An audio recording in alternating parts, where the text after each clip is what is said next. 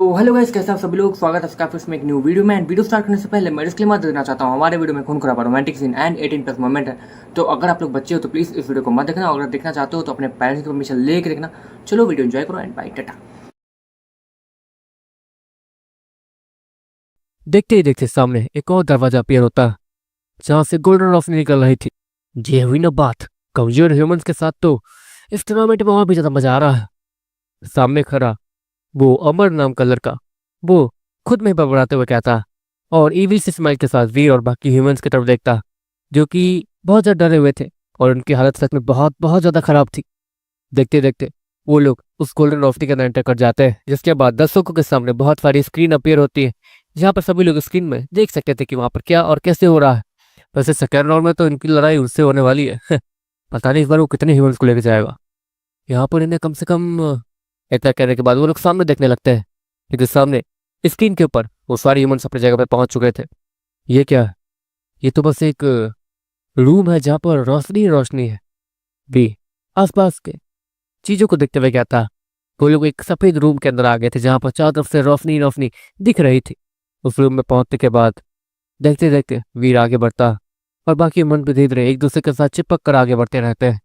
वो सफेद रूम सच में बहुत बहुत ज्यादा बड़ा था, और वहां पर वो सारे ह्यूमंस जो एक साथ इकट्ठा होकर चल रहे थे वो सभी चींटियों के जैसे दिख रहे थे। दिखते देखते सामने एक बड़ा सा दरवाजा खुलता, जो कि सफेद रंग का ही था। वो एक बड़ी सी सफेद रंग की वॉल थी जो कि दरवाजे की तरह खुल रही थी। देखते देखते उस सफेद दीवार के उस तरफ अंधेरे के अंदर एक नीली रोशनी दिखती है, जो कि किसी आंख जैसी दिख रही थी। वो नीली आंखें लगातार सभी को एक सेकंड में ही घूरे जाने लगती है। वो हर ह्यूमन को अच्छे से स्कैन करने लगती है। देखते देखते वो आंखें धीरे धीरे बाहर आती है। आप सभी को यहाँ पर आप सभी को यहाँ पर 1 घंटे तक सर्वाइव करना है। Survival mode activated. इतना कहने के बाद अचानक से ही वहां पे वो दरवाजा पूरी तरीके से खुल जाता है, और वो नीली रोशनी जो कि एक आंख थी देखते ही देखते बाहर आती है, और सभी को वो जो भी था वो साफ साफ देखने लगता है। वो मॉन्स्टर, उसकी 2 ब्लू ब्लू आंखें थी जो कि बहुत ज्यादा बड़ी बड़ी लग रही थी, और उसका चेहरा वो तो राक्षस जैसा था। बाप रे बाप, इतने बड़े बड़े दांत। वीर सामने उस मॉन्स्टर को देखते हुए कहता, वैसे नीली आंखों वाले म्यूकस पहली बार देखा है। वीर मन में सोचता। इसके बाद देखते देखते वो म्यूकस उन सभी के सामने आकर खड़ा हो जाता, और ऊपर 10 सेकंड का टाइमर चल रहा था, जिसके बाद सभी लोग अब उन्हें अपनी जान बचाना होगा, जहाँ तक वीर को लग रहा था। देखते देखते उस बड़े इस रूम में जगह जगह पर बहुत सारे पिलर्स निकलने शुरू हो जाते हैं, शायद जिसके पीछे उन लोगों को छिपकर सर्वाइव करना है। इस म्यूकस की ताकत हाई रैंक सेलेक्टर लेवल पर ही है। वीर ये देख पा रहा था, लेकिन पता नहीं क्यों इस म्यूकस का कुछ स्पेशल था। इसकी नीली आंखें वो स्पेशल है। वीर उस म्यूकस की नीली आंखों को देखते हुए कहता। देखते देखते ऊपर चल रहा टाइमर खत्म हो जाता, और वो म्यूकस तेजी से आगे बढ़ना शुरू कर देता। वीर अभी तक अपनी जगह पर छिपा नहीं था, और ना ही वो ह्यूमन, वो अमर। बाकी सारे ह्यूमन छिपने चले गए थे। वो अमर देखते देखते उसकी पूरी बॉडी लाल हो जाती है, वो उसकी कटाना वो भी लाल रंग से चमकनी शुरू कर देती है, और वो अमर अपने बालों को साफ करते हुए और ठीक करते हुए आगे बढ़ने लगता है। छुपना है, सर्वाइव करना है, बकवास। अमर इतना कहता और तेजी से लाल रोशनी में बदलते हुए सीधे उस म्यूकस की तरफ बढ़ने लगता।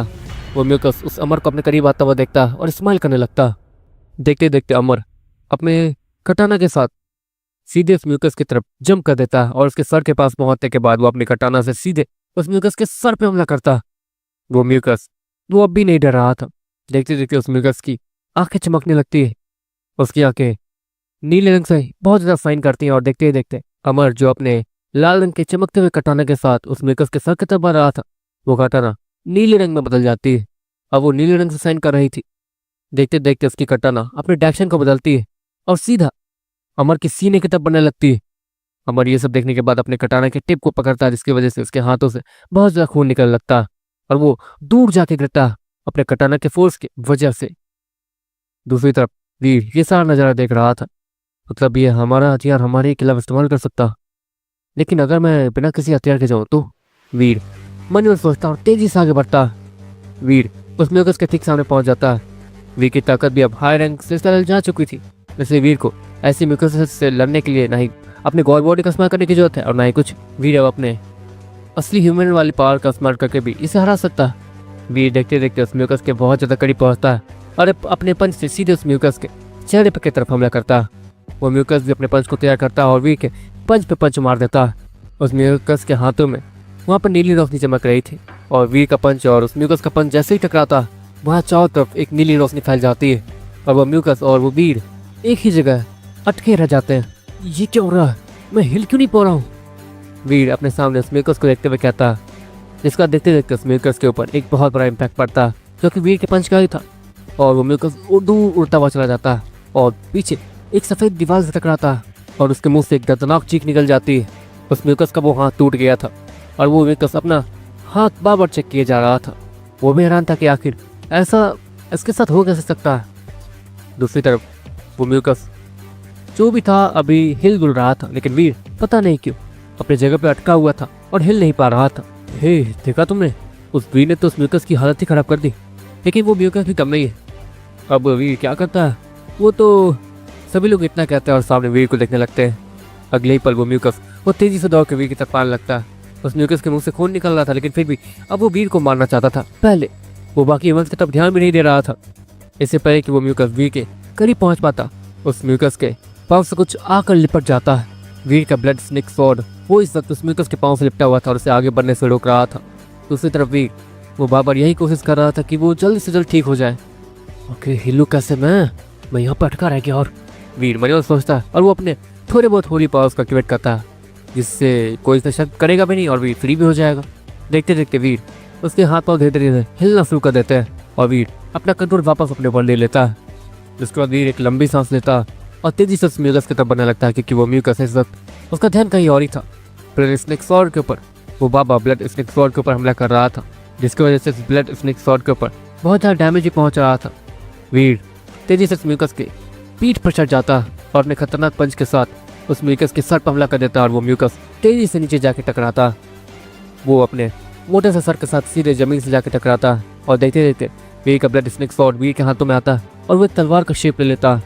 इसके बाद वीर सीधे अपने तलवार को उस म्यूकस के सर के आर पार कर देता। Celestial god magical hybrid mucus defeated, आपको इसकी मैजिक सोल हासिल हुई है। वीर के स्क्रीन के ऊपर ये शब्द दिखते हैं और वीर वो तुरंत उस मैजिक सोल को चेक करने का ट्राई करने लगता है, लेकिन वीर को इतना टाइम नहीं मिलता है कि वीर अपनी नई मैजिक सोल को चेक कर सके, क्योंकि सामने से दो और दरवाजे खुलते हैं और वहां से बिल्कुल वैसे ही म्यूकस बाहर आते हैं। दूसरी तरफ वो अमर वो अपने कटाना को फ्री करने में कामयाब हो गया था। अच्छा तो यहाँ पे और भी है। इतना कहने के बाद अमर पहले उस स्मोक के पास जाता है जिस म्यूकस को वीर ने मारा था। पहले उस म्यूकस के पापा स्मोक को कंज्यूम करने के बाद वो एक बार वीर की तरफ देखता है और तेजी से उन दोनों म्यूकस की तरफ बढ़ने लगता है।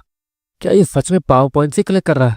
जहाँ तक है पावर पॉइंट्स कलेक्ट करते करते इसकी ताकत भी बढ़ रही है और ये हायरिंग सिलसिले से बहुत ज़्यादा पीछे नहीं है। वीर इस्माइल के साथ उस अमर को देखते हुए कहता है। इस बार वीर वो अपने मैजिकल सोल को ही चेक करने लगता है।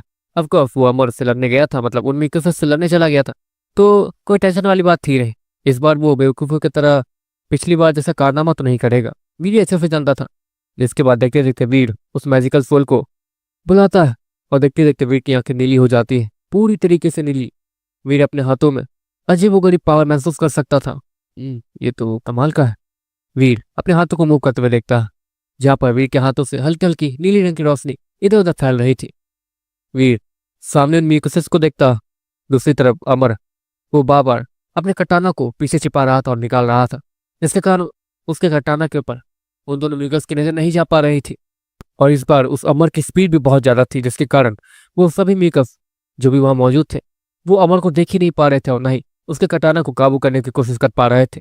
देखते देखते अमर उनमें से एक म्यूकस के आधे बॉडी को एक बार में ही काटने में कामयाब हो जाता और वो सीधा घूमकर जो कि दूसरे म्यूकस के सर को भी काट देता।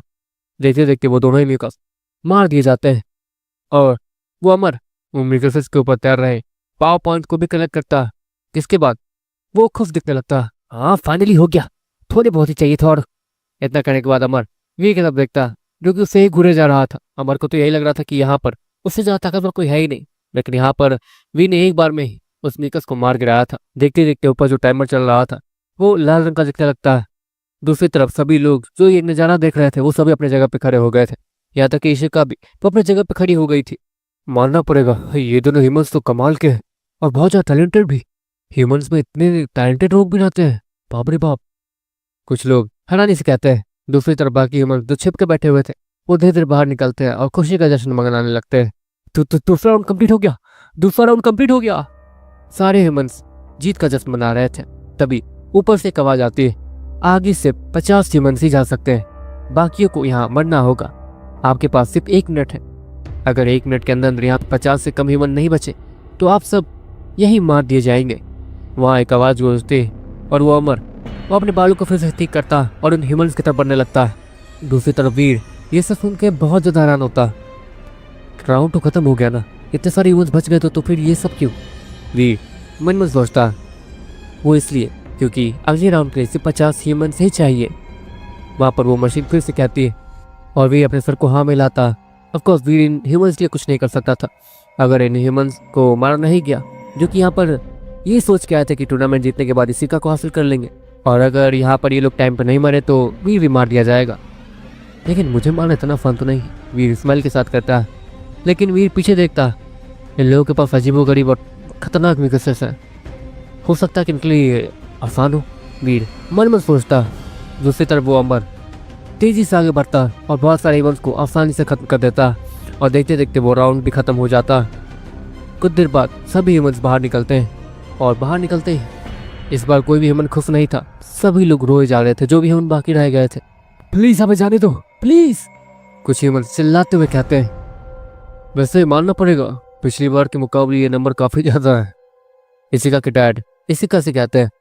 इस बात वो वीर और उस अमर नाम के इंसान की वजह से ये सब कुछ हो गया था, वरना इसी राउंड में सारे ह्यूमंस खत्म हो जाने चाहिए थे और इसी के साथ ये टूर्नामेंट भी खत्म हो जाना चाहिए था।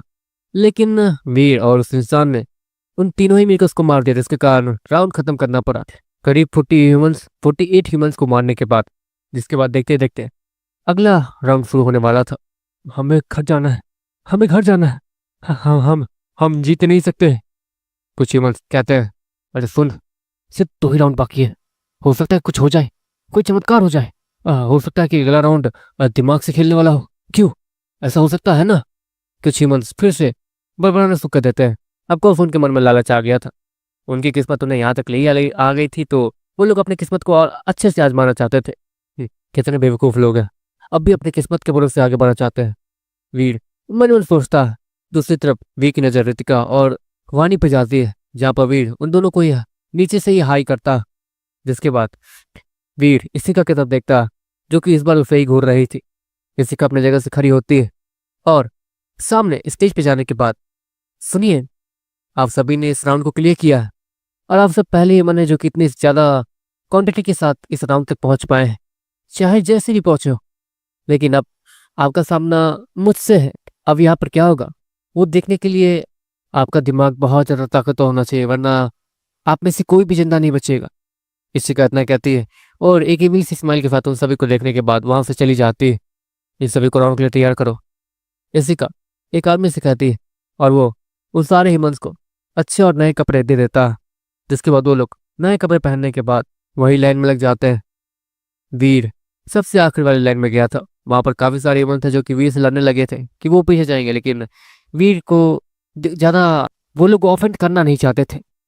वीर उन लोगों के बात का जवाब नहीं दे रहा था और वो लोग बार वीर को उंगली भी नहीं करने वाले थे। दूसरी तरफ वो अमर, वो वीर के 4 कदम आगे ही खड़ा था, मतलब वीर और उस अमर के बीच सिर्फ 4 ह्यूमंस थे। वीर ने स्ट्रैटेजी इसलिए चुनी थी क्योंकि वीर को ये देखना था कि उसकी आखिर करती क्या है उन ह्यूमंस के साथ।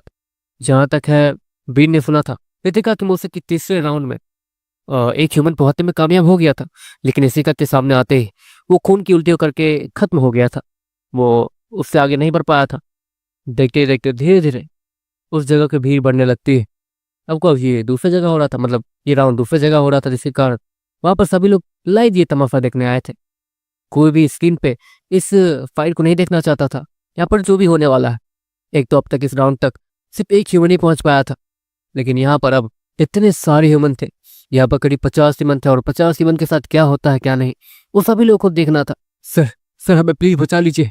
वीर के ठीक सामने जो वो आदमी खड़ा था वो वीर से कहता है, यहाँ पर तुम लोग अपने मौत के मुंह में खुद आए हो, मैं तुम्हें यहाँ नहीं लाया हूँ। वीर नॉर्मली ह्यूमन से कहता है, हाँ मैं जानता हूँ मुझसे बहुत बहुत बड़ी गलती हो गई है, लेकिन अगर मैं अपने घर वापस नहीं जा पाया तो हो सकता है कि मेरी माँ सुसाइड कर ले। वो आदमी वीर से कहता, अभी साफ साफ देख पा रहा था कि वो आदमी झूठ बोल रहा है। कैसे भी इस आदमी को मना लेता हूँ तो मेरी जान पक्का बच जाएगी। वो आदमी मन ही मन सोच रहा था और भी उसके मन की बात पढ़ पा रहा था। वहां पर काफी सारे लोग उसी मन को देखने के बाद वीर के सामने रिक्वेस्ट करने लगते हैं कि वो उन्हें बचा ले। मैं पहले बता देना चाहता हूँ, तुम लोग आज मरने वाले हो। वीर उस सबसे डायरेक्टली कह देता। वीर उन लोगों के मन की बात को पढ़ रहा था। उन लोगों के मन के अंदर कुछ भी अच्छी चीजें तो नहीं चल रही थी, सारी बेकार बेकार चीजें चल रही थी और ऐसे लोग मरने के ही लायक है। देखते देखते वहां पे काफी सारे सिपाही लोग आते हैं और वो लोग वीर और बाकी सभी इंसानों को चेक करने लगते हैं कि कहीं उन लोगों ने कुछ छिपा तो नहीं रखा। देखते देखते एक सिपाही वीर के ब्लड स्टिक स्वॉर्ड को ले लेता। देखो वो मेरा। वीर उस सिपाही से कहता। वीर उस सिपाही से कहने के बाद उस सिपाही के चेहरे को देखने लगता जो कि उसे ही देख रहा था। मैं जानता हूँ ये तुम्हारा है, लेकिन तुम्हारे मरने के बाद ये तुम्हें वापस थोड़ी मिलेगा। अगर जिंदा बच गए तो तुम्हें मिल जाएगा वापस ये, लेकिन तुम्हारे मरने के बाद ये हमारे काम आएगा। इस पे हम अपना कब्जा कर लेंगे। तुम्हारे मरने के बाद अगर तुम जिंदा रह गए तो तुम्हें ये वापस मिल जाएगा। डरते क्यों? वैसे भी यहाँ पर किसी भी तरीके की हथियार वाली लड़ाई नहीं होने वाली है। वो सैनिक वीर से कहता। दूसरी तरफ वो अमर, उसका भी यही हाल था। उसकी कटाना उससे ले ली गई थी और वो अपने कटाना को आखिरी तक देख रहा था। वो अमर बाबा यही सोच रहा था कि उसकी कटाना उसके साथ वो लोग करेंगे क्या। इन लोगों पर मुझे भरोसा नहीं है। उस कटाना को हासिल करने के लिए मैंने बहुत बहुत ज़्यादा मेहनत की है। सिर्फ मैं ही जानता हूँ कि उस कटाना को हासिल करने के लिए मुझे क्या क्या करना पड़ा था। मेरी कटाना।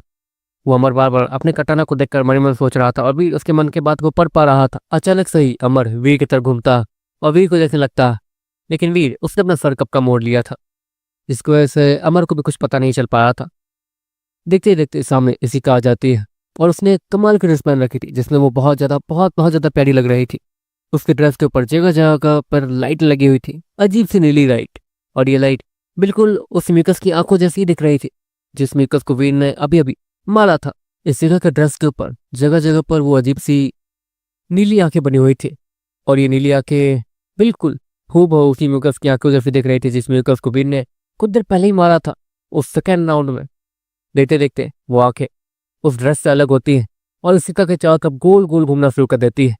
आप सभी के पास सिर्फ 5 मिनट है अपने आप को प्रिपेयर करने के लिए, इस शिकायत न कहती है और वहीं पर खड़े होकर सामने के इंसानों को देखने लगती है। अब वहां पर बारी बारी सारे इंसान धीरे धीरे एक एक करके आगे जाने वाले थे। जो इंसान सबसे ज्यादा आगे खड़ा था वो बहुत ज्यादा डरा हुआ दिख रहा था। दूसरी तरफ वीर अमर को देखता जो कि दीपक को देख रहा था। दीपक अपने जगह पर बैठकर जूस पी रहा था। दीपक अमर से इशारों में पूछता है कि क्या हुआ। वीर उन सभी के मन के बात को पढ़ने की कोशिश करता। अभी समय नहीं आया, हमें मौका चाहिए। एक बार मौका मिल गया तो हम लोग अपने प्लान में कामयाब हो जाएंगे और हमारा मिशन पूरा हो जाएगा। और अगर मिशन पूरा होने के साथ साथ इस लड़की से शादी भी हो गई तो मेरे तो मजे ही मजे है ना। अमर दीपक से कहता, हाँ हाँ तुम्हारी जैसी मर्जी तुम वो करो, लेकिन हाँ हमारा पहला काम मिशन पूरा करना, समझे। वो दीपक फिर से अमर से कहता, वैसे हमारी ऑर्गेनाइजेशन को और कोई काम नहीं है क्या? ऐसे बेकार मिशन कौन देता, इतने बेकार। अमर फिर से दीपक से कहता, हमारे ऑर्गेनाइजेशन पे सवाल मत उठाओ वरना ऑर्गेनाइजेशन वाले तुम्हें ही पकड़ के, समझे। पहली बात, वो लोग बेकार के मिशन नहीं देते हैं। वो मिशन किसी न किसी चीज से जुड़े होंगे जो कि हो सकता है कि यहाँ परेशानी खड़ी कर सकते हैं, इसलिए हमें ये मिशन मिला। और हम लोग अपने मिशन के बारे में अपने दिमाग के अंदर भी बात नहीं कर सकते हैं, क्या पता कौन है जो हमारे दिमाग की बात पढ़ रहा हो। इसलिए दीपक उस अमर से कहता और वो अमर दीपक को देखते रहता, तुम्हारे पास तो इतनी ताकत है, हम लोग आसानी से इस मिशन को कंप्लीट करके निकल सकते हैं यहाँ से। दीपक अमर की बात को सुनने के बाद स्माइल करता, हम लोग आसानी से निकल सकते हैं सारे मिशन को पूरा करके, लेकिन हमें किसी के भी लाइट में आने के लिए मना किया गया है। कहीं भी हमारा नाम नहीं आना चाहिए, इसलिए तो मैं यहाँ पर ऐसे आया था जैसे कि हम लोग इशिका की सही शादी करने आए और सभी को यही लग रहा होगा कि हम लोग इशिका से शादी करने आए थे। मैं रिजेक्ट हो गया, तुम अभी भी उस टूर्नामेंट में ही हो तो किसी का भी ध्यान हमारे उस मिशन वाली बात पर नहीं जाएगा, समझे। हाँ वैसे कुछ लोग उस पर नजर रखे हैं, लेकिन उन्हें चकमा देना मेरे बाएं हाथ का खेल है, चाहे वो कितने भी ताकतवर क्यों ना हो। हम लोग अपने मतलब हम दोनों अपने ऑर्गेनाइजेशन के बेस्ट कैंडिडेट हैं, तो पता तो है ना। भले तुम कमजोर हो, बहुत बहुत ज्यादा कमजोर हो, मेरी वजह से ही तुम यहाँ तक पहुंच पाए हो। हम लोग कमजोर है लेकिन हमारे मिशन ताकत वाले पे बेस होते नहीं है, मतलब ताकतवर लोगों वाले मिशन ताकतवर लोगों के पास जाते हैं और हम जैसों वाले के मिशन हम जैसों के पास ही आते हैं। लेकिन फिर भी हम लोगों ने इतने मिशन सॉल्व किया है कि हमारा नाम टॉप पे है, टॉप टॉप पे। और हम लोगों को अपना नाम वहाँ ही बना कर रखना, समझे? इसलिए कोई भी गड़बड़ी मुझे नहीं चाहिए। दीपक अमर से कहता, ठीक है बाबा ठीक है, तो पहले इसी का शादी कर लो उसके बाद। अमर फिर से दीपक से कहता, नहीं पहले मिशन। हाँ तुम इस टूर्नामेंट के लिए क्वालिफाई कर जाओ, इसी का से शादी करने वाली बात हो जाएगी और उस मिशन को भी अंजाम दे देंगे चुपचाप चुपचाप, ठीक है? दीपक अमर से कहता, लेकिन ना अगर हार भी जाओ तो टूर्नामेंट पे ज़्यादा फोकस मत करना, तुम्हें मिशन पे ध्यान रखना है। दीपक थोड़ा हिचकिचाते हुए कहता, हारूंगा और मैं? किसकी वजह से?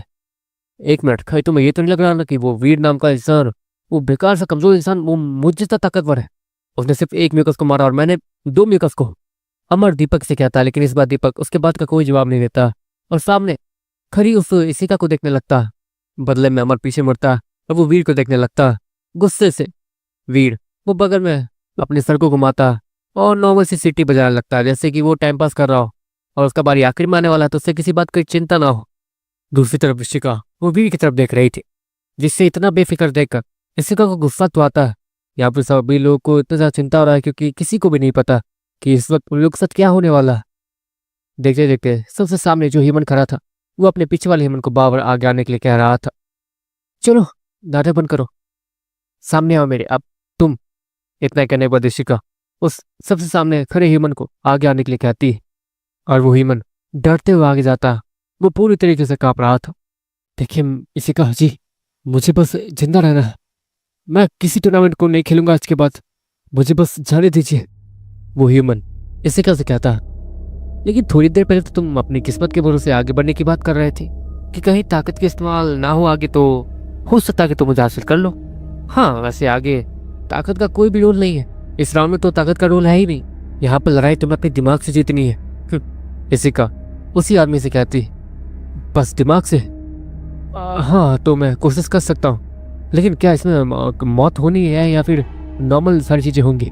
वो ह्यूमन जैसे ही ये कहता, अचानक से इशिका के अगल बगल जो नीली रंग की आंखें उड़ रही थी वो छोटे छोटे नीली रंग की रोशनियां बदल जाती है और सीधा उस ह्यूमन के चारों तरफ गोल गोल घूमने लगती है। और देखते देखते उस ह्यूमन की आंखों से खून के आंसू निकलने लगते हैं और वो वहीं गिर जाता है। वहां पर पता नहीं क्या हुआ था, लेकिन वीर भी ठीक से कुछ देख नहीं पाया था, ये सब कुछ इतनी जल्दी हुआ था। देखते देखते वो छोटी छोटी आंखें उड़ते हुए वापस इशिका के बगल में जाके फ्लोट करने लगती है। अगली बारी तुम्हारी है, जल्दी आओ, मेरे पास टाइम नहीं है। इस बार बहुत ज्यादा ह्यूमंस तीसरे राउंड तक आ गए कुछ बेवकूफों की वजह से। इतना करने के बाद इशिका वीर और उस ह्यूमन को देखती है, मतलब उस अमर को।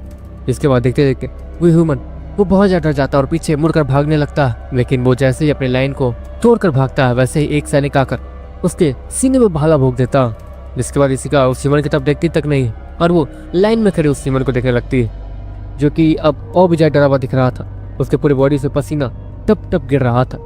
वो धीरे धीरे आगे बढ़ता है और इशिका के सामने कांपते हुए अंदाज में खड़ा हो जाता है। वो आदमी अपनी आंखें बंद कर लेता है, जिसके बाद देखते देखते वो नीली आंखें तेजी से एक छोटे से रोशनी में बदल कर सीधे उस ह्यूमन के चारों तरफ गोल गोल घूमने लगती है और उस ह्यूमन का चेहरा पूरी तरीके से लाल हो जाता है, जैसे कि वो बहुत कुछ सहने की कोशिश कर रहा हो। जिसके साथ उस ह्यूमन के साथ भी वही होता है जो पिछले वाले ह्यूमन के साथ हुआ था, उसके आंखों से खून निकलता है। देखते देखते वो ह्यूमन भी मर जाता है, जिसको इशिका दूसरे ह्यूमन की तरफ देखती और ऐसे ही सारा सिलसिला चलते रहता है। कोई भी ह्यूमन जिंदा नहीं बच रहा था, सारे ह्यूमन के साथ कुछ ना कुछ हो ही रहा था। वीर अपने भविष्य यंत्र का इस्तेमाल करके भी कुछ भी नहीं पता लगा पा रहा था आखिर यहाँ पर हो क्या रहा है। ये सब कुछ अजीब है।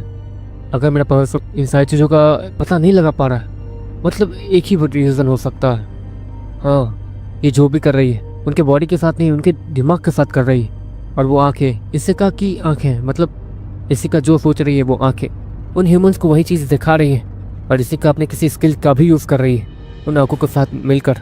जहाँ तक है वीर इशिका को अच्छे से ऑब्जर्व करते हुए कहता है और अचानक से इशिका वीर को देखने लगती है और वीर जल्दी से इशिका की तरफ से अपनी नज़रों को हटाता, क्योंकि जैसे ही इशिका ने वीर की तरफ देखा था वैसे ही वीर के दिल की धड़कन बहुत ज़्यादा तेज हो गई थी और वीर को अपने दिमाग के अंदर कुछ खाली खाली सा महसूस हो रहा था। नहीं ये जो भी है, वीर इतना कहता है और दोबारा से धीरे धीरे अपनी आंखें खोलने के बाद इशिका को देखता है। लेकिन इस बार वीर के सर में दर्द हो रहा था। हे भगवान, ये तो लड़की तो सच में जल्लाद है, ये तो सभी को लगातार मारी जा रही है। वीर मन मन सोचता है। देखते देखते एक ह्यूमन जो था ताकतवर था वो इशिका के सामने करीब 1 मिनट तक टिक पाता और इस दौरान उस ह्यूमन की पूरी बॉडी लाल हो गई थी। देखते देखते वहां पर बारी बारी सारी ह्यूमंस की बारी आने लगती है। अमर, पागल मत बन। अगर इसकी वजह से, इस टूर्नामेंट की वजह से तू घायल हो गया तो परेशानी हो सकती है हमारे मिशन में। और हमें ये भी नहीं पता कि ये लड़की आखिर कर क्या रही है उनके दिमाग के साथ। कहीं तुझे भी कुछ हो गया तो। दीपक ऊपर बैठे बैठे अमर से मन ही मन बात करता। वीर जल्दी से उन दोनों की बात को अच्छे से सुनने लगता। हाँ, बाकी कोई होता तो वो इन दोनों के मन की बात नहीं सुन सकता था, चाहे वो कितना भी ताकतवर क्यों ना हो। लेकिन वीर, वो अपने प्रोफेसर यंत्रा के इस्तेमाल से सारी चीज़ों को डिकोड कर पा रहा था। वो जो चीज़ें सोचकर एक दूसरे के मन में भेज रहे थे, वो सारी चीज़ें बीच हवा में वीर को दिख रही थी और वीर उन्हें ही पढ़ रहा था। क्या कह रहे हो? यहाँ तक आने के बाद सब कुछ छोड़ दूँ? और इस लाइन से मैं बाहर नहीं आ सकता हूँ, तुम्हें पता है ना। हम लोग आसानी से मार दिए जाएंगे इन सैनिकों की तरफ से। और यहाँ पे मेरे जितने ही नहीं, तुम्हारे जितने ताकतवर लोग भी हैं। समझो बात को, हम लोग भाग नहीं सकते यहाँ पे। वो अमर, वो दीपक से कहता, हाँ, मुझे अच्छे से पता है कि तुम नाटक कर रहे हो। तुम इस लड़की पे, हाँ, तुम्हारा इस लड़की पे दिल आ गया है, मैं मानता हूँ। लेकिन हमारे लिए ये मिशन जरूरी है, समझे? तुम बात क्यों नहीं समझ रहे हो? दीपक अमर से कहता, मैं जानता हूँ मिशन जरूरी है और हमारा मिशन जरूर पूरा होगा। वो अमर भी दीपक से कहता है, ये दोनों आखिर किस मिशन की बात कर रहे हैं? बहुत ज़्यादा अजीब बात है। पहले तो मैं इन पे शक कर रहा था कि ये लोग ब्लड कैट के मेंबर हो सकते हैं, लेकिन नहीं, ये उनके मेंबर नहीं है। जहाँ तक है, इनके बॉडी पे मुझे अब तक कहीं भी वो निशान नहीं दिखा है उस ब्लड कैट का। और ये लोग किसी मिशन की बात कर रहे हैं, जो कि सच में अजीब है। किस मिशन के बारे में कह रहे हैं ये लोग? वीर मन में सोचते हुए अमर और दीपक को देखते रहता है। अचानक से दीपक वीर की तरफ घूमता है, जिसके बाद दीपक वो वीर को हाई कहता है और फिर अमर की तरफ देखने लगता है। सुनो, उस लड़के वीर को जल्द से जल्द खत्म करना होगा। हाँ, वो मुझे नॉर्मल बंदा लग रहा था, लेकिन सच में वो नॉर्मल नहीं है, दीपक अमर से कहता है। और वीर इन सारी चीज़ों को देख पा रहा था। जिसके बाद देखते ही देखते अमर की बारी आती है और अमर वो इशिका के सामने जाके खड़ा हो जाता है। चलो देखती हो कि तुम इससे सह पाते हो या नहीं, इशिका इतना कहती है और एक इविल सी स्माइल के साथ अमर को देखने लगती है। देखते ही देखते अमर, उसकी आंखें ऑटोमेटिक बंद होती है और वो अपनी जगह पे किसी मूर्ति की तरह खड़ा हो जाता है। वीर अमर को पूरी तरीके से स्कैन करता है, लेकिन पता नहीं क्यों वीर उसके बॉडी को ठीक से स्कैन नहीं कर पा रहा था। और ना ही अमर अपनी ताकत बढ़ाने के लिए अपने गॉड बॉडी का इस्तेमाल कर रहा था। मतलब इस चीज़ में जो भी लड़ाई है, इसमें गॉड बॉडी तो काम नहीं आने वाली। वीर अच्छे से जान चुका था। जिसके बाद सभी लोगों की नज़र इशिका और अमर पे जाती है, जहाँ पर दोनों ही की आंखें बंद थी। अब तक करीब 1 घंटा बीत चुका था। मानना पड़ेगा सीमन को, इसने इशिका के उस अटैक को 1 घंटे तक सहा है। क्या बात है। लेकिन सहने से क्या होता है, इसे वहां से बाहर आना होगा, जिसके बाद ये विनर माना जा सकता है इस राउंड का। लेकिन ये भी तो है कि इस राउंड से आज तक आगे कोई गया ही नहीं, लोग यहीं आके मर जाते हैं बेचारे। अगर ह्यूमन यहाँ पे इस राउंड को क्लियर कर लेता तो इस ह्यूमन के पास बहुत ज़्यादा चांस होगा कि ये इसी का शादी कर सकता। लेकिन किसी को भी चौथे राउंड के बारे में नहीं पता कि वहाँ पर क्या होगा। कुछ लोग फिर से बात करते हुए कहते हैं, रितिका, क्या तुम्हें नहीं पता कि वहाँ पर उसके साथ क्या हो रहा है, या फिर जो भी होने वाला वीर के साथ क्या होगा, मुझे बताओ। वानी रितिका से कहती, मुझे भी ठीक से ज़्यादा पता नहीं है, क्योंकि जिस ह्यूमन ने भी इस चीज़ को एक्सपीरियंस किया वो कभी जिंदा बचा ही नहीं है। इशिका जिस स्किल का इस्तेमाल कर रही है, उस स्किल का नाम रूप की जादुई स्किल है। उसका नाम ही है रूप की जादुई। अब ये स्किल सिर्फ सुंदर लड़कियां ही इस्तेमाल कर सकती है। मैंने इसे सीखने की कोशिश तो की थी, लेकिन सीख लिया, लेकिन इसका इस्तेमाल करना कैसे है वो मुझे नहीं आता था। इशिका ने कहा था कि वो इसका अच्छे से इस्तेमाल करने के लिए उन हाइब्रिड म्यूकसेस का आंखों का इस्तेमाल करती है, जो कि उसके कंट्रोल में रहते हैं। मेरे पास ऐसे म्यूकसेस की आंखें नहीं थी, जिसके कारण मैं इसका इस्तेमाल कभी कर ही नहीं पाई। लेकिन इशिका मुझे उन हाइब्रिड म्यूकसेस की आंखें देने वाली थी, ताकि मैं अगर किसी मुसीबत में आऊँ तो मैं आसानी से बच सकूँ। देख रही हो, पिछली बार जब मैं आई थी तो उस समय इशिका के पास सिर्फ 4 ही आंखें थी, और अभी उसके आसपास करीब 8 आंखें घूम रही हैं। मतलब उसने मेरे लिए भी 4 आंखें बनाई थी उस हाइब्रिड म्यूकस की। लेकिन क्योंकि मैं यहाँ अभी नहीं हूँ किसी के भी नज़र के सामने, तो उसने इन सारी आंखों का इस्तेमाल एक साथ इस्तेमाल करने का सोच लिया, और उससे उसकी ताकत भी डबल हो चुकी होगी।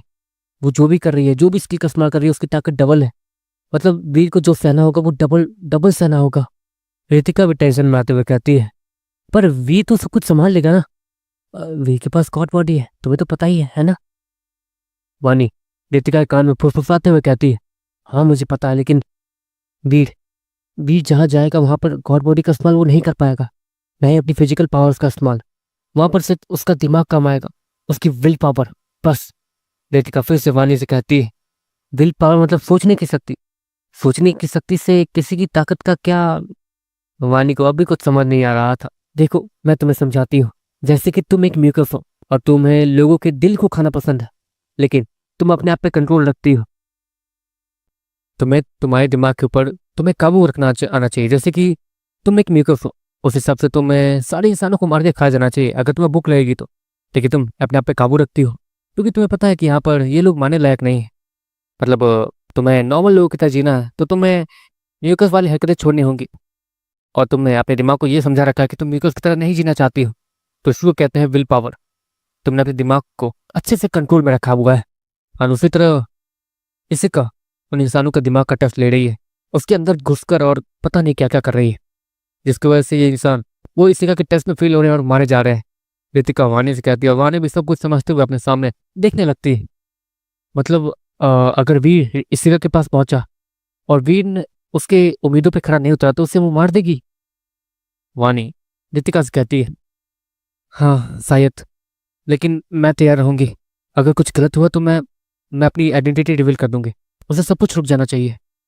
अगर उसे हाँ, यही ठीक रहेगा। रितिका खुद में बर्बादी और वानी भी उसके बाद सुन पा रही थी। ऑफकोर्स वहां पर सिर्फ एक ही प्लान बाकी रह गया था, जिसके बाद देखते देखते वो अमर वो अपनी आंखें खोलता और पता नहीं कि वो थोड़ा घबराया हुआ दिख रहा था, जैसे कि उसे उसके सर में बहुत ज्यादा दौड़ा हो। तुमने प्लान तो रिवील नहीं कर दिया ना? दीपक अमर से कहता, नहीं, मुझे काफी सारी चीजें पता है जिससे मैं अपने प्लान को रिवील होने से बचा पाया, लेकिन ये लड़की तो बहुत ज्यादा डरावनी है। अमर इतना कहता और साइड हो जाता। आपको वो उस टेस्ट को पास कर चुका था और इसिका ने भी उसके टेस्ट को लेना बंद कर दिया था, जिसके बाद अमर साइड हो गया था। इसिका की will power high rank crystal level से काफी ज्यादा ऊपर होगी और वीर की विल पावर वो हाई रैंक क्रिस्टल लेवल पर ही है ज्यादा से ज्यादा। तो मुझे नहीं लगता कि वीर ऐसे बच पाएगा। रितिका टेंशन में कहती है, लेकिन पहले देख लेते हैं, अगर कुछ परेशानी हुई तो हम हैं ही ये वीर को बचाने के लिए, है ना? वह रितिका से घबराहट बड़ी आवाज में कहती है, जिसका देखते देखते वीर के सामने जो 4 ह्यूमंस थे वो भी मौत के घाट उतार दिए जाते हैं और अब वहां पर अमर और वीर बाकी रह गए थे। वीर का टेस्ट तभी बाकी था। इसिका वीर के सामने खड़ी होती है और उसे देखती है, जिसके बाद देखते देखते इसिका की आंखें वो नीली रंग से चमकती है और वीर के सामने चारों तरफ अंधेरा ही अंधेरा छा जाता है। वीर अपने हाथ पांव को चेक करता है जहां पर वो नॉर्मल था। क्या मैं अपने दिमाग के अंदर हूँ? वीर इतना कहता है और चारों तरफ देखना शुरू कर देता है, जहां पर उसे अपने ठीक पीछे इसिका दिखती है और उसकी आंखें अब भी नीली रंग से चमक रही थी। देखते देखते वो वीर की आंखों में देखती है और वीर की आंखें वो भी नीली हो जाती है। वीर देखते देखते वो धीरे धीरे पीछे जाता और अपने आसपास अच्छे से कुछ चेक करने लगता। मैं कहाँ हूँ? वीर अपने आसपास देखते हुए कहता, तुम मेरे कंट्रोल में हो और मैं जैसा कहूंगी तुम वैसा ही करोगे। तुम इतनी आसानी से मेरे कब्जे में आ गए। ऑफकोर्स तुम्हारा माइंड वो बहुत ज़्यादा कमज़ोर था, जिसके कारण मैं तुम्हारे माइंड पे काबू कर पाई और एक तरीके से तुम हार ही चुके हो। अब मैं तुम्हें सिर्फ टॉर्चर करूंगी। अगर तुम उस टॉर्चर को सहने में कामयाब हो गए तो तुम इस राउंड को जीत सकते हो। वैसे मैं बात भी किससे कर रही हूँ? एक पुतली से। इतना कहने के बाद इसिका वीर को बैठने का इशारा करती है और वीर वहां पर अपने घुटनों के बल बैठ जाता। इसिका वीर के दिमाग पे जाकर अपना हाथ रखती है। चलो देख ही लेते हैं। टॉर्चर करने से पहले तुम्हें चेक करते हैं कि आखिर तुम्हारे दिमाग के अंदर आखिर है क्या। अब तक तुमने जैसी भी लाइफ जी होगी वो सारी चीजें मेरे सामने खुल कर आ जाएंगी। इसिका इतना कहने के बाद वीर के दिमाग को छूती है और अचानक से ही इसिका के सामने एक अजीब सी दुनिया खुलती है, जहाँ पर वीर कॉलेज में एक लड़की को प्रपोज कर रहा था, लेकिन वो लड़की वीर की बेइज्जती कर देती है क्योंकि वीर किसी भी काम का नहीं था। वो बहुत ज़्यादा कमज़ोर था। 0 की फिटनेस लेवल। छी, इतना कमज़ोर कैसे? इसिका मन ही मन सोचती है। देखते देखते सीन आगे बढ़ता। सीक्रेट मिशन, ताकतवर होने की प्रोसेस वगैरह सब कुछ इंसानों के लिए। क्या बात है! इंसान से ज़्यादा ताकतवर जब तक इस धरती ग्रह पर कोई मौजूद है तब तक इंसान ताकतवर होते रह सकते हैं। इस लड़के के पास ऐसी ताकत, क्या बात है! इसिका इतना कहने के बाद वीर के दिमाग को एक्सप्लोर करते रहती है, जहाँ पर वीर जिस प्लैनेट पर जाकर इवॉल्व हो रहा था वो सारे सीन इसिका के दिमाग के अंदर भी चल रहे थे। वीर ने जैसे जैसे एडवेंचर किए थे, जैसे जैसे खतरनाक फाइट को जीता था, वो सारे सीन्स इस वक्त इसिका के दिमाग के अंदर चल रहे थे। इसिका वो जब वीर के दिमाग के अंदर झांक रही थी तो एक तरीके से वो वीर बनकर इस सारी चीज़ों को एक्सपीरियंस कर रही थी, जहाँ पर वीर बिना डरे अपने से ज़्यादा ताकतवर लोगों पर हमला कर रहा था और बहुत ज़्यादा ताकतवर हो रहा था। वीर की बीवी, वीर की शादी, सब कुछ इसिका देख लेती है। वीर ने कैसे अपनी बीवी को खोया, कैसे मरने के बाद वो दोबारा जिंदा हो गया, वो भी धरती ग्रह पर, और वो यहाँ पर सिर्फ अपनी बीवी को बचाने के लिए आया है, दोबारा जिंदा करने के लिए आया है। वो सारी चीज़ें इसिका को दिख जाती है। ये सब छोड़ देती हूँ, मुझे पहले ये चेक करना होगा कि इसने मेरे साथ कुछ किया तो नहीं था ना उस दिन, क्योंकि वो वानी तो शैतान है। इसिका इतना कहने के बाद उस दिन की चीज़ों को चेक करती है जहाँ पर वीर उसे सेफली नॉर्मली घर लेके आया था, और वानी को समझाने के बाद वो वहाँ से चला गया था जहाँ पर वीर के कपड़े फटे थे, जिसके कारण वीर ने अपने कपड़े खोल लिए थे और कुछ नहीं, और वो वहाँ से नॉर्मली चेंज करके चला गया था। ओह थैंक गॉड, ये बेचारा तो अच्छा ही लड़का है, मैं ही इस पर शक कर रही थी। इसिका इतना कहने के बाद और भी काफ़ी सारी चीज़ों को चेक करने की कोशिश करती है, लेकिन पता नहीं क्यों वो जिन जिन चीज़ों के बारे में थोड़ा और अच्छे से डिटेल में जानने की कोशिश करती थी कि लड़ाई के बीच पता नहीं क्यों वीर के आसपास एक अजीब सा ऑरा फैल जाता था और वो इंसान नहीं रह जाता था। लेकिन इसिका उन चीज़ों को नहीं देख पा रही थी, और ये वो सारे सीन्स थे जहाँ पर वीर अपनी गॉड बॉडी को एक्टिवेट करता था, लेकिन इसिका उन सारी चीज़ों को नहीं देख पा रही थी क्योंकि वीर की पकड़ उसके गॉड को बॉडी के ऊपर अच्छे से थी, इसलिए वीर इसिका को उसके दिमाग के अंदर उसके गॉड बॉडी और बाकी चीज़ों को झांकने से रोक रहा था। वीर ने अपने दिमाग के ऊपर कंट्रोल रखकर काफ़ी सारी चीज़ें इसिका के दिमाग के अंदर जाने से रोक दी थी। हाँ, बहुत ज़्यादा काबू कर रहे हो अपने दिमाग को तुम, इसिका वीर से कहती है। दूसरी तरफ वीर अपने दिमाग के अंदर था, जो कि बार बार अपने काफ़ी सारे सिगरेट्स को छिपाने में लगा हुआ था, जिसके कारण वीर की पूरी बॉडी लाल हो चुकी थी वहाँ पर उस स्टेज के ऊपर। लेकिन वीर रुकता नहीं है, वो अपने सारे स्किल्स जो उसे स्किल्स उसे मिली थी और उस स्किल की सारे प्रोसेस वगैरह सारी चीज़ें वो छिपाने की कोशिश कर रहा था। अपनी God body, heroine makeup, golden line, वो सारी चीज़ें वीर इसिका से छिपाने में कामयाब हो गया था। वीर को बस इस बात का डर था कि कहीं इसिका को ये ना पता चल जाए कि वीर ही ड्यूलर है, उसी के पास डिमन गॉड बॉडी है और भी बहुत सारी चीज़ें, जैसे कि वीर के पास पॉइजन गॉड बॉडी भी है और वीर ने पॉइजन सीन लगाने का नाटक कर रखा है वहाँ पर, वरना वीर का बहुत सारा पोल खुल सकता था। यहाँ पर वीर की रितिका वाली बातें और भी बहुत कुछ वीर ने छिपा ली थी जैसे तैसे। जिसके बाद वीर वो एक राहत भरी सांस लेता क्योंकि इसिका अब रुक चुकी थी। लगता है टेस्ट खत्म हो गया, वीर इतना कहता है। लेकिन वीर की रियल बॉडी, वो पता नहीं कि उसकी आंखों से आंसू निकल रहे थे, जैसे कि वो बहुत ज़्यादा दर्द में हो। वीर भी अपने बॉडी को काबू नहीं कर पा रहा था। वीर अपने दिमाग के अंदर जो इसिका के सामने बैठा हुआ था वो रो रहा था। तुम रो क्यों रहे हो इसिका, वीर से कहती है। और क्योंकि वीर उसके कंट्रोल में था इसलिए बस कुछ पुरानी चीज़ें याद आ गई थी, वीर नॉर्मली कहता। वीर अपने काबू में नहीं था, अभी काफ़ी सारी चीज़ों को कंट्रोल कर रहा था, लेकिन वो अपने बोलने के तरीके और अपने बॉडी को कंट्रोल नहीं कर पा रहा था बिकॉज इसिका वो बहुत ज़्यादा ताकतवर थी और वीर उसी के पॉजिस में था, मतलब वो इसिका की बात मानेगा ही मानेगा। पुरानी चीज़ों से क्या मतलब है तुम्हारा, यही ना कि तुम्हारी बीवी जो तुमसे इतना प्यार करती थी वो तुम्हें छोड़ के चली गई और तुम उससे ही बचाने के लिए आए हो। ठीक है चलो एक काम करते हैं, तुम अपनी बीवी को बचा सकते हो अगर तुम इसके पैलेस पहुंच गए तो, जितना तुमने रिसर्च किया। लेकिन मैं भी श्योर नहीं हूँ कि तुम अपनी बीवी को दोबारा वहाँ पहुँच जिंदा कर पाओगे, इसिका वीर से कहती है। वीर अचानक से खड़ा होता है और इसिका को पकड़ के गले लगा लेता है।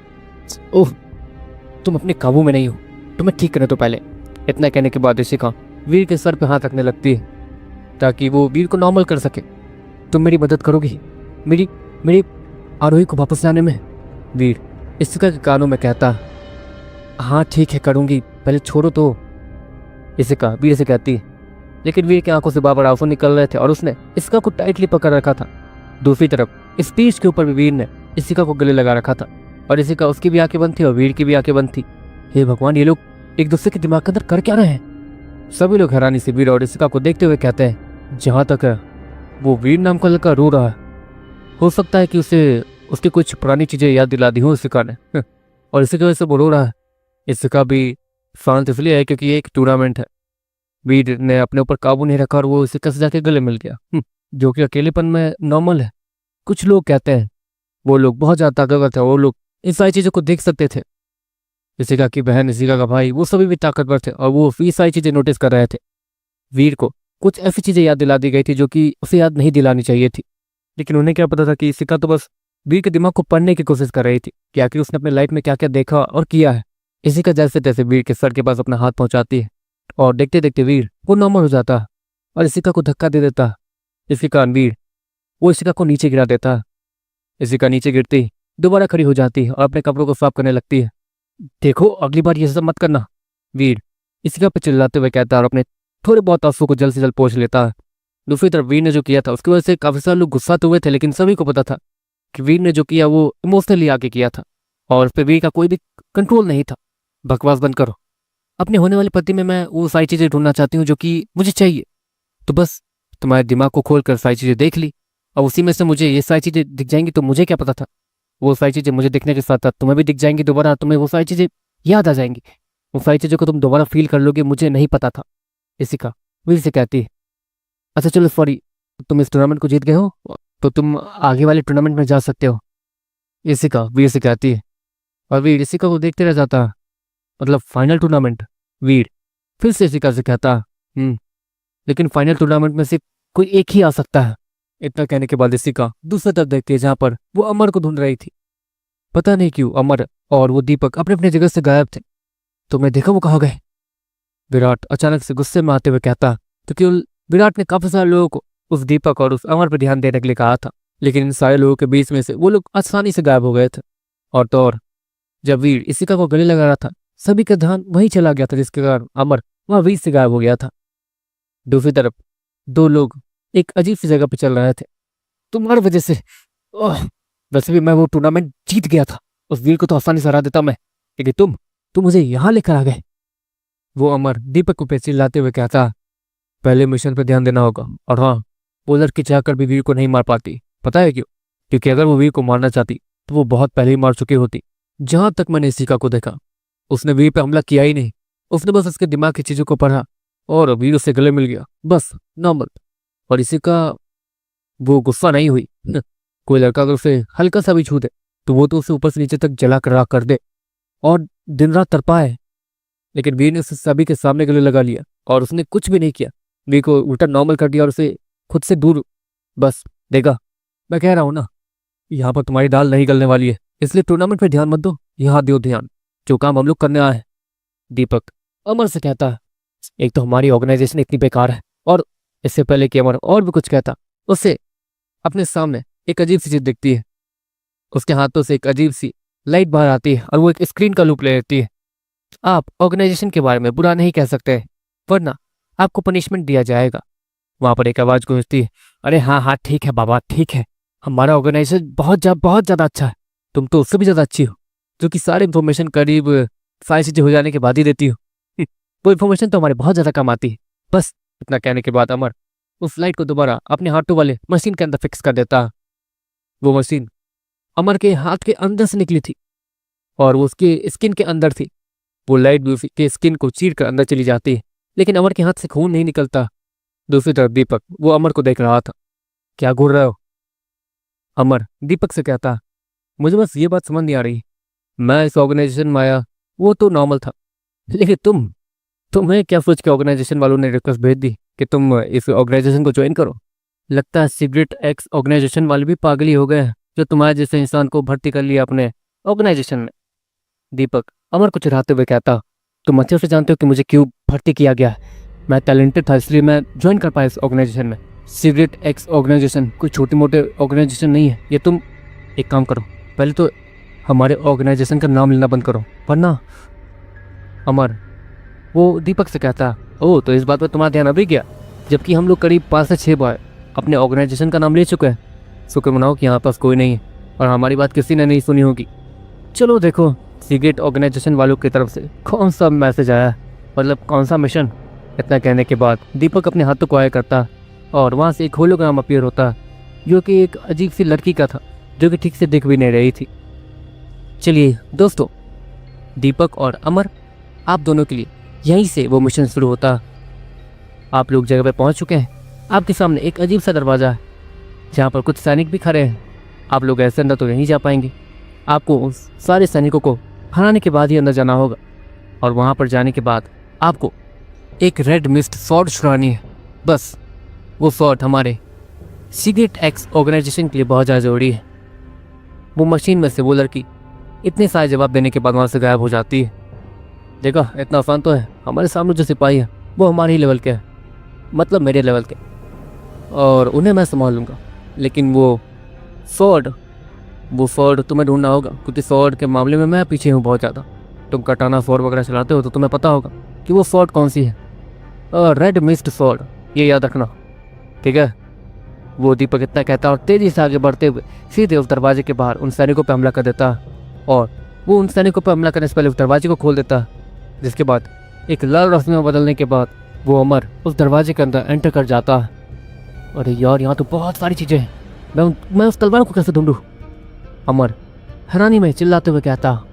दूसरी तरफ ग्राउंड में इस वक्त वीर वहाँ अकेला था। लगता है वो भाग गया। उससे लगा कि आखिरी राउंड बहुत ज़्यादा मुश्किल होगा। वैसे मुश्किल तो है। वीर, तुम तैयार हो आखिरी राउंड के लिए? जैसिका अपने जगह पे बैठते हुए कहती है। मतलब आखिरी राउंड जीतने के बाद तुम मेरे इस पॉइजन सील को हटा दोगी, है ना? वीर जैसिका से कहता। हाँ, हटा दूंगी। जैसिका भी वीर से कहती। दूसरी तरफ एक सैनिक भागते हुए सीधे महाराज वेंड्रॉन के पास आता है और महाराज वेंड्रॉन वो टेंशन में वहाँ से चले जाते हैं। जिसके बाद दूसरी तरफ वीर वो बीच अरीना में जाके खड़ा हो जाता है। जो अरीना सच में काफ़ी ज़्यादा बड़ा था और वीर काफ़ी ज़्यादा थका थका भी दिख रहा था। देखते देखते उस ग्राउंड के अंदर दो लोग एंटर करते हैं। वो दो लोग और कोई नहीं, विराट और कियारा थे, जो कि जैसिका के ही भाई बहन थे। वो दोनों ही उस अरीना के अंदर एंटर करते हैं और वीर को देखने लगते हैं। तुम पहले इंसान हो जो कि यहाँ तक पहुँच पाया, और इस राउंड में होगा ये कि तुम्हारी लड़ाई हम दोनों से होगी। मतलब मेरी बहन जैसिका का ये कहना कि जो अकेले ही हम दोनों को हरा सकता है, मतलब हम दोनों भाई बहन को, तो वो उसके लिए तो लायक होगा ही। बस इतना ही है, विराट वीर से कहता। लेकिन इसका मतलब ये नहीं कि तुम्हें जान से नहीं मारा जाएगा। तुम्हें जान से मारने के लिए तुम लोग कुछ भी कर सकते हैं, विराट वीर से कहता। अरे लेकिन तुम लोग तो एम्बर गॉड लेवल पर हो और मैं हायरिंग सिस्टर लेवल, ऐसा कैसे? किसी बराबर वाले को भेजो ना। वीर विराट और कियारा को देखते हुए कहता। अच्छा, मतलब मैं बराबरी के लोग चाहिए, उसमें मेरी गलती थोड़ी है, तुम्हारी गलती है। तुम अपने आप को ताकतवर बना के क्यों नहीं आए? अगर ताकतवर बना के आते तो हो सकता था कि ये लड़ाई बराबरी की होती, लेकिन कोई बात नहीं, मरने के बाद अपने आप को ताकतवर बनाते रहना।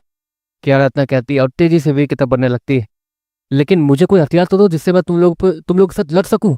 वीर कियारा से कहता।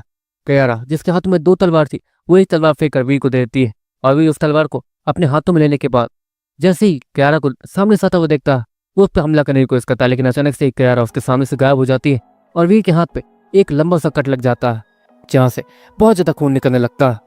अच्छा, इस लड़ाई में मैं क्या क्या इस्तेमाल कर सकता हूँ? अपनी किसी भी चीज का इस्तेमाल कर सकता हूँ, है ना? वीर कियारा और विराट से कहता। हाँ, किसी भी चीज का इस्तेमाल कर सकते हो, मतलब अपने पेट का भी। वीर फिर से विराट से कंफर्म करने के लिए कहता। हाँ, अपने पेट का भी यूज कर सकते हो, विराट नॉर्मली कहता। पिछली बार विराट ने वीर को उसके पेट का इस्तेमाल करते हुए देखा नहीं था, वरना वो ऐसा कहता नहीं। और क्योंकि वो लोग घमंडी थे और उन्हें ये लगता था कि वीर का पेट उनका कुछ नहीं बिगाड़ पाएगा, तो ये उनकी बहुत बड़ी भूल थी। बीरन मिकस बाहर आते ही वीर को देखता। देखो वीर, मैं भले ही अपने से ज़्यादा ताकतवर लोगों से लड़ सकता हूँ, लेकिन इनकी ताकत कम नहीं समझना। ये लोग एम्बर गॉड लेवल पर है और मैं और तुम हायरिंग सिस्टर लेवल पर ही। इसका मतलब यह है कि मैं भी इन्हें सिर्फ टक्कर ही दे सकता हूँ। लेवल जैसे जैसे आगे बढ़ेगा वैसे वैसे लेवल का गैप भी बढ़ता जाएगा, समझे? बीरन मिकस वीर से कहता और वीर भी उसकी बात समझ जाता। देखते देखते वीर नोवा एंजल को कंबाइंड मोड में बुलाता। कंबाइंड मोड में जैसे ही वीर नोवा एंजल को बुलाता, वीर के बैक साइड दो बड़े बड़े एंजल जैसे विंग निकल आते हैं और देखते देखते वीर उसकी आंखें सफेद रंग से साइन होनी शुरू हो जाती है। God body? इस लड़के के पास गॉड बॉडी कैसे है? विराट थोड़े हैरानी में कहता। नहीं, ये गॉड बॉडी इसके पास नहीं है, इसके बॉडी के साथ कोई और भी है जो कि मर्ज हो चुका है, उसके पास ही गॉड बॉडी है और ये लड़का उसी की पावर का इस्तेमाल कर पा रहा है। कियारा विराट से कहती है। वीर उसने नोवा एंजल की ताकत को बढ़ाते बढ़ाते उसे भी हाई रैंक सिस्टर लेवल पे पहुंचा दिया था, जिसके कारण वो भी बहुत ज़्यादा ताकतवर हो चुकी थी। और अगर वो अपने गॉड बॉडी को एक्टिवेट करती है तो वो एम्बर गॉड लेवल वाले को टक्कर तो दे ही सकती है, लेकिन वीर के साथ जुड़ने के बाद और प्लस गॉड बॉडी भी एक्टिवेट करने के बाद उन दोनों की ताकत बहुत ज़्यादा बढ़ते जा रही थी, यहाँ तक कि वो रुकने का भी नाम नहीं ले रही थी। चलो अब ठीक है, वीर विराट और कियारा से कहता। जिसके बाद देखते देखते वो दोनों एक साथ वीर और बीरन मिकस पर हमला करते हैं। कियारा जो वीर पर हमला कर रही थी, अचानक से वीर उसके सामने से ही गायब हो जाता है, यहाँ तक कि उसका ऑरा तक वहाँ पे नहीं दिख रहा था। ये क्या? इससे पहले कि कियारा और भी कुछ कहती, उसकी तलवार बीच से काट दी जाती है और उसके गालों पे एक हल्का सा कट भी आ जाता है। जिसके बाद कियारा चारों तरफ घूमती है। ये गायब होकर ऐसे क्यों लड़ रहे हो? हिम्मत है तो सामने आके लड़ो ना। कियारा चिल्लाते हुए कहती, अब इसमें मेरी क्या गलती कि मैं गायब हो सकता हूँ? अगर तुम्हें लड़ना है तो प्लीज तुम भी गायब होना सीख लो, इसमें मेरी कोई गलती नहीं है। वीर की आवाज बस एक तरफ से आती है और कियारा उस तरफ घूमकर अभी तलवार को घुमा देती है, लेकिन वहां कोई नहीं होता। अगले पल कियारा के दूसरे गालों पर भी एक स्क्रैच आता है। देखो, तुम शिका की बहन हो, वैसे मैं तुम्हें कुछ करना नहीं चाहता हूँ। अगर तुम हार मान लो तो मैं तुम्हारे चेहरे का बुरा से बुरा हाल नहीं करूंगा। वीर कियारा से कहता, वीर के पास ज्यादा समय नहीं था। वीर नोवा एंजल के साथ ज्यादा देर तक कंबाइन नहीं रह सकता था, क्योंकि नोवा एंजल जो ताकत वीर को प्रोवाइड कर रही थी उसके मदद से वीर इन दोनों को आसानी से थोड़ा बहुत टक्कर तो दे ही सकता है। अगर वीर फेस टू फेस कियारा से लड़ने जाता तो पक्का वीर हार जाता, लेकिन वीर के पास गायब होने वाली मैजिकल सोल भी थी, इसलिए वीर इनविजिबल डिगोन मैजिकल सोल का इस्तेमाल करके यहाँ पर बहुत ज्यादा एडवांटेज उठा रहा था। दूसरी तरफ विराट वो ब्रियन मिकस की तरफ बढ़ रहा था। वो ब्रियन मिकस के उस बोन ब्लेड पर हमला करता, जिसके बाद वो बोन ब्लेड उसमें थोड़ी सी भी स्केच वगैरह नहीं आए थे। हाँ, थोड़ा सा स्केच आया था लेकिन वो दिख भी नहीं रहा था। देखते देखते विराट और ब्रियन मिकस एक दूसरे के साथ तेजी से लड़ना शुरू कर देते हैं और वहां पर बहुत सारी चिंगारियां उठने लगती हैं। लेकिन एंड में ब्रियन मिकस ही हारता है, क्योंकि विराट ने अपने गॉड बॉडी को एक्टिवेट कर लिया था, जिससे उसकी ताकत और भी ज्यादा आगे चली गई थी और ब्रियन मिकस उससे टक्कर भी नहीं दे पा रहा था। हाँ, वो संभाल पा रहा था उसे, लेकिन वो टक्कर ज्यादा दे नहीं पाया उसे। जिसके बाद ब्रियन मिकस वीर के मैजिकल सोल माइंड में वापस चला जाता और वीर उन दोनों ही के सामने अपीयर होता। वो रहा, कियारा चिल्लाते हुए कहती है और तेजी से वीर की तरफ बढ़ती है। अगर वीर इनविजिबल होके वहां से मूव करेगा भी तो उससे पहले ही कियारा और विराट वहां पहुंच कर उसे मार सकते हैं। वो दोनों इसी प्लान के साथ तेजी से वीर की तरफ बढ़ते हैं और वीर पर हमला करते हैं, लेकिन पता नहीं क्यों वीर वहां पे फिर से नहीं था। लेकिन वहां पे कुछ सफेद जैसी चमचमाती हुई चीज थी जो कि कियारा और विराट की बॉडी से चिपक गई थी, लेकिन उन लोगों ने उस चीज पर ध्यान नहीं दिया था। कुछ देर तक वीर को ढूंढने के बाद जब वीर उन सभी के सामने आता तो कियारा उसके सामने जाती है और अपने सर से पसीने को पोंछने के बाद वो वीर पर हमला करना शुरू कर देती है। लेकिन इस बार वीर बिना गायब हुए कियारा के हमले को डॉज कर रहा था। पता नहीं क्यों वीर उसके सामने अब कियारा का हमला बहुत ज़्यादा स्लो हो गया था, यहाँ तक कि विराट भी वीर का कुछ ज़्यादा बिगाड़ नहीं पा रहा था। इसी का हैरानी से अपने जगह पे ही खड़ी हो जाती है और वीर को हैरानी से देखने लगती है। अब आखिर इसने ऐसा क्या कर दिया कि इसी का हैरानी से वीर को देखते हुए कहती है। दूसरी तरफ वीर उसके चेहरे पे स्माइल थी। सिल्वर मैजिक सोल का इस्तेमाल करने का कुछ तो फायदा हुआ। इस मैजिकल सोल के इस्तेमाल से मैं किसी के भी बॉडी के अंदर गर्मी पैदा कर सकता हूँ, यहाँ तक कि मैं उस सिल्वर मैजिक सोल का इस्तेमाल करके उनकी पूरे बॉडी के अंदर घुल मिल सकता हूँ और उनके बॉडी के अंदर क्या करना है क्या नहीं वो मैं डिसाइड कर सकता हूँ। और एक तरीके से वो बॉडी आगे क्या करने वाली है वो मुझे पता चल रहा है, वीर स्माइल के साथ कहता। और कियारा और विराट के भयानक से भयानक और फास्ट से फास्ट हमले वो वीर को लग ही नहीं पा रहे थे। वीर बार बार उन्हें डॉज किया जा रहा था और पता नहीं क्यों विराट और कियारा को थोड़ी बहुत गर्मी भी लग रही थी। हाँ, वो फिल्सर मैजिकल सोल ज़्यादा ताकतवर नहीं थी जिससे वो लोग कियारा और विराट को नुकसान पहुंचा सके। अगर वो फिल्सर उन दोनों को नुकसान पहुंचा सकती तो वीर तो उन दोनों को गर्मी से ही मार डालता। लेकिन हाँ, उस फिल्सर मैजिकल सोल ने थोड़ा बहुत काम तो किया था, जिससे उन सभी के चेहरे के ऊपर पसीने तो आ ही गए थे, जिसके कारण उन्हें लड़ने में परेशानी हो रही थी। और वो फिल्सर मैजिकल सोल जो कि उनके बॉडी के अंदर कुछ कर रही थी, उससे वीर को काफ़ी सारी चीज़ें पता भी चल रही थी, जिससे वीर उनके सारे अटैक्स को डॉज कर रहा था और प्रेडिक्ट कर रहा था। और वीर अपने प्रोफेसर यंत्र का इस्तेमाल से सारे स्टेप्स को कैलकुलेट भी करके उनके अटैक को आसानी से डॉज कर पा रहा था। अरे यार, ये सब तो नॉर्मल है, लेकिन ये पसीना हमें खास आ रहा है, हमें इतना जल्दी पसीना। इतना कहते हुए विराट कुछ नोटिस करता है। विराट के बॉडी के अंदर कुछ तो था जो कि गर्म था और मूव कर रहा था। हमारी बॉडी के अंदर कुछ तो है जो कि हमें परेशान कर रहा है, विराट कियारा से कहता है। इसके बाद कियारा भी अपने अंदर झांकती है, जहाँ पर उसे कुछ तो मूव होता हुआ दिख रहा था, लेकिन वो बहुत बहुत ज़्यादा छोटा था और उसके ऑर्गन से साथ ही मिक्स हो गया था। अगले ही पल कियारा उससे अपने नाक के ऊपर दर्द होता। ऑफकोर्स जब वो अपने अंदर झांक रही थी तो वीर ने कियारा के मुंह पे एक छोटा सा पंच मार दिया था, जिससे कियारा दूर जाके गिरी थी। इसके बाद वीर विराट को देखता जो कि उस पर हमला करने के लिए आ रहा था, लेकिन उसकी स्पीड बहुत ज़्यादा स्लो हो चुकी थी अब तक।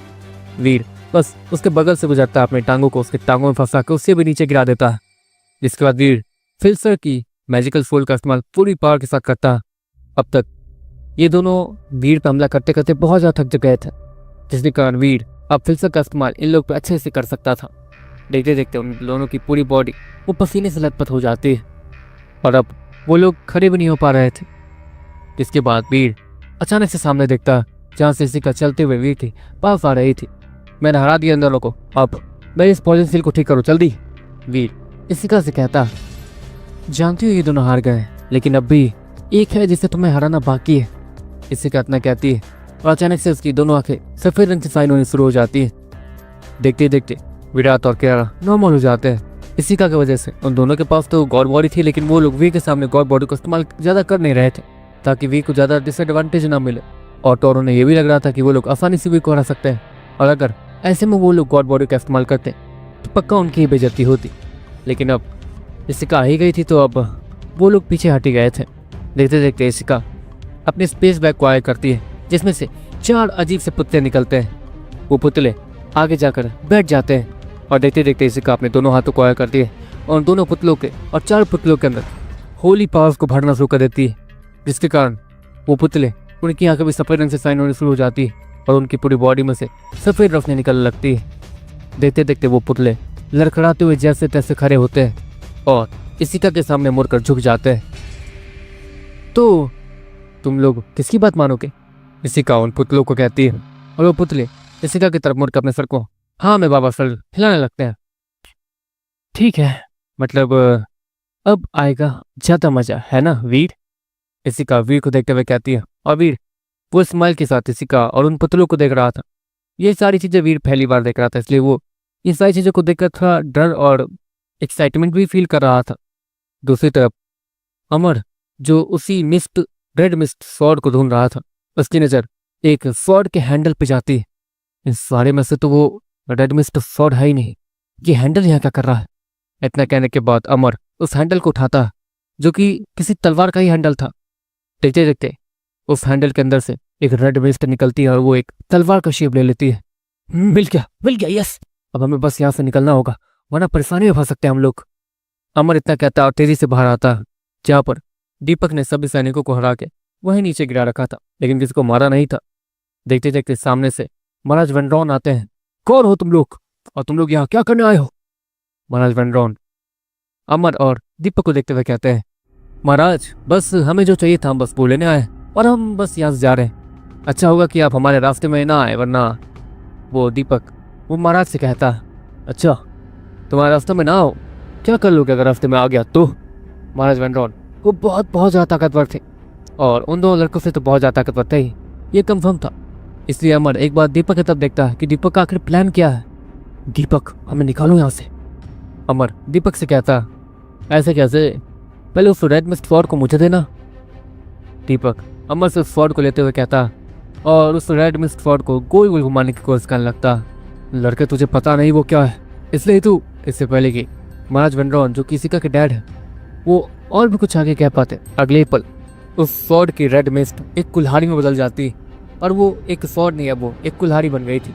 देखते देखते वो अलग अलग वेपन में बदलने लगती है, जिसके बाद आखिर में वो एक अजीब से तीर और कमान का रूप ले लेती है। जिसके बाद वो दीपक वो तीर और कमान को लोड करता है और उस रेड मिस्ट वाले तीर को सीधे महाराज वेनड्रॉन की तरफ घुमाकर चलाने की कोशिश करने लगता है। नहीं रुको, तुम्हें शायद पता नहीं ये क्या है, तुम्हें सच में नहीं पता है ये क्या है, इसलिए तुम इसका इस्तेमाल ठीक से नहीं कर रहे हो।